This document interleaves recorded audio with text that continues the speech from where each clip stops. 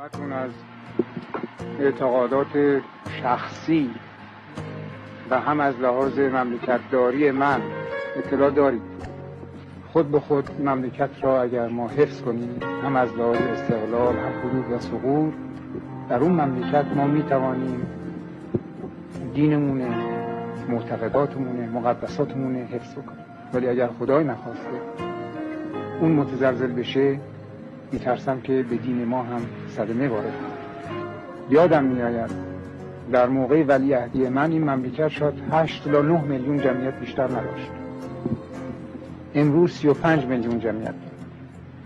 20 سال دیگه 60 تا 65 میلیون جمعیت خواهد داشت.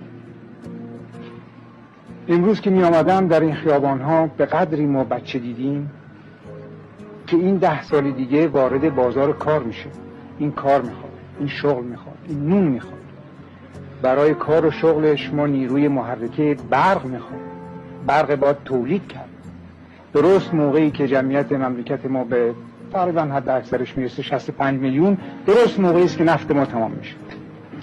از حالا تا اون موقع ما باید تمام نیروی جایگزین نفت بسازیم در این مملکت. جواب 65 میلیون دهان و شکم را چه شکلی باید داد؟ با ایجاد